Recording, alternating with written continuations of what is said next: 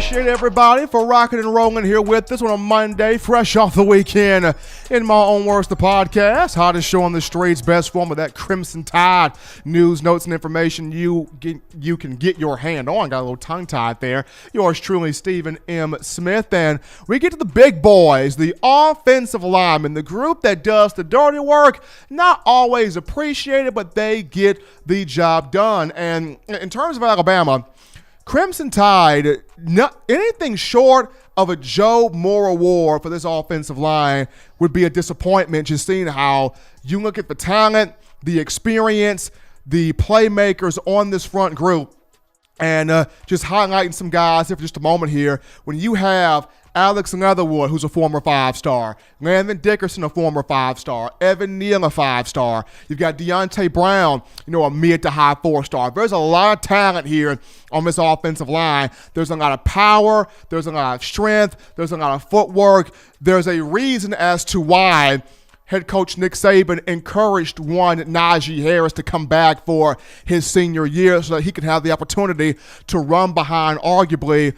one of the best offensive lines that's going to be in college football in the upcoming season. Now, even though I've mentioned all of this, Coach Saban is also going to have to play some young guys. He's also going to have to get some younger players some experience due to there's a good chance, there's a strong possibility that after this season, you lose Leatherwood, you lose Dickerson, you lose Deontay Brown to the NFL draft, and all potentially, first-round guys. There's a good chance you could open the 2021 season with just Alex Leatherwood, with just Evan Neal, back on the roster. So first and foremost, a guy that, Bama's got to play more is Darrian Dalcourt, the 4-star out of the Maryland area, if I'm not mistaken. And Dalcourt at 6'3", 300 pounds, a guy that's highly athletic, highly versatile, highly instinctive.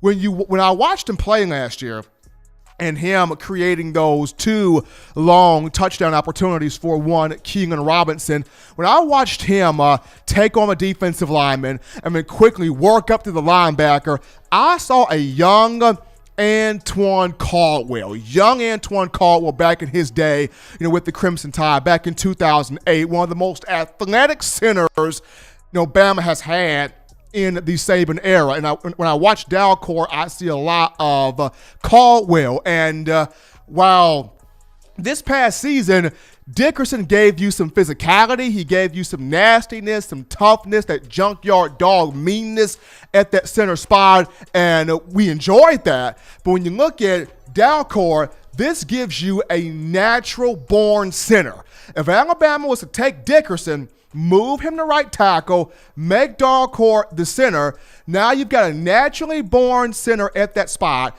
and you give an alternative or an ultimatum for one Najee Harris. Najee can run power off the left side to where you've got the experience of Leatherwood and Neal and the 5-star, talent to boot there, or you can run power off the right side, the mean junkyard dog side of Deontay Brown and Landon Dickerson. So you're giving Najee Harris a choice here if you put Dalcourt at that center position. You're going to have to play him.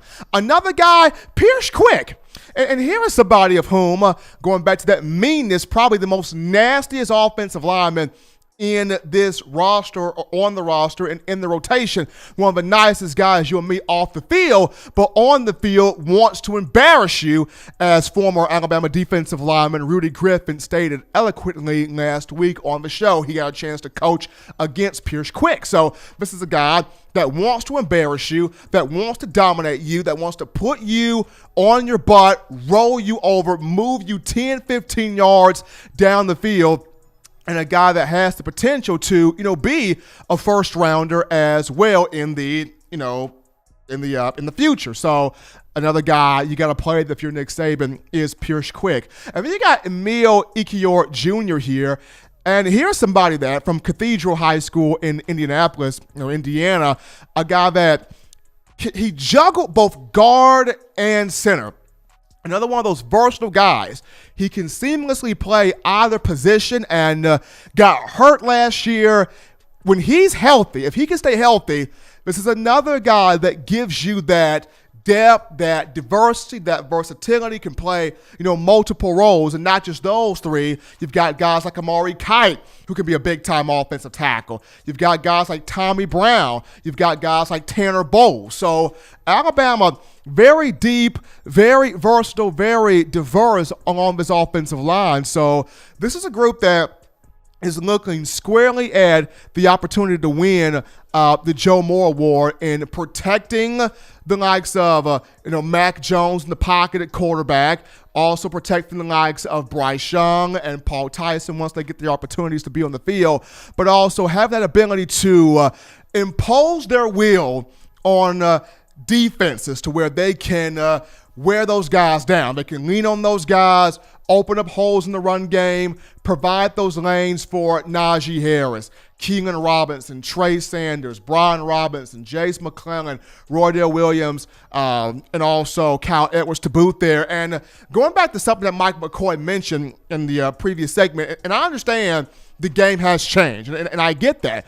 People want to throw the ball more. People want to have a more aerial attack. People want more excitement, more explosive plays offensively. And while that is true, another one of those things that Coach Saban wants, he wants a balance. He wants to be able to have a chance where when we want to run the football, when Alabama wants to run the football, it can line it up and it can run the football. There were moments where Nick Saban was kind of looking antsy on the sideline last year, going, this would be a great moment to run the football. This would be a great moment for the ground and pound. I know you want to throw it, Tua. I know you want to, take all your chances downfield. I know you want to take your shots, and you're a competitor, and I respect that. But Tua got a young defense here, dealing with some injuries here. Want to run the football, keep defense fresh, keep defense on the sideline, have defense breathe a little bit, and work on tiring out the other defense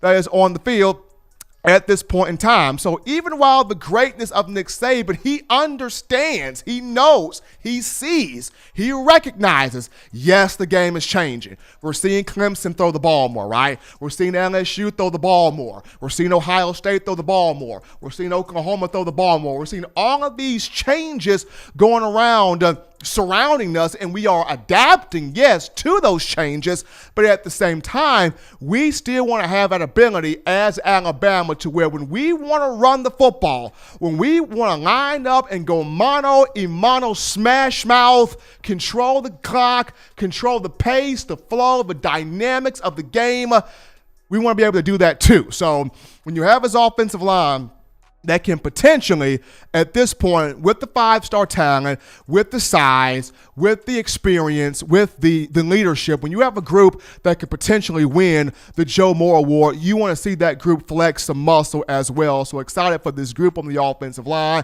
Nick Saban got to play some young guys as well. But as always, ladies and gentlemen, you want the best in news, notes, and information on your Crimson Tide. Very simple to get this. You download the Touchdown Alabama Magazine app. You get this from the iPhone App Store. Excuse me, if you're rocking Team Apple.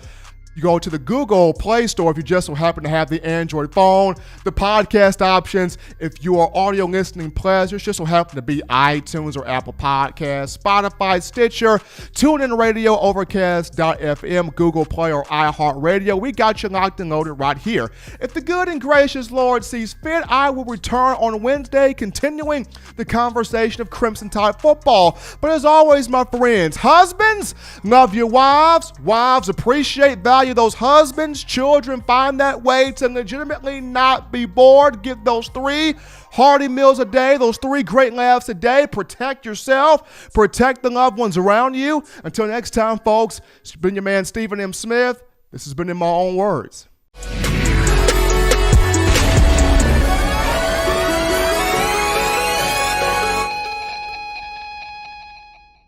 Thank you for watching Touchdown Alabama Magazine's YouTube channel. To continue to get the best in Alabama football content, subscribe here and turn on your notifications to stay connected with the hottest shows covering your Crimson Tide.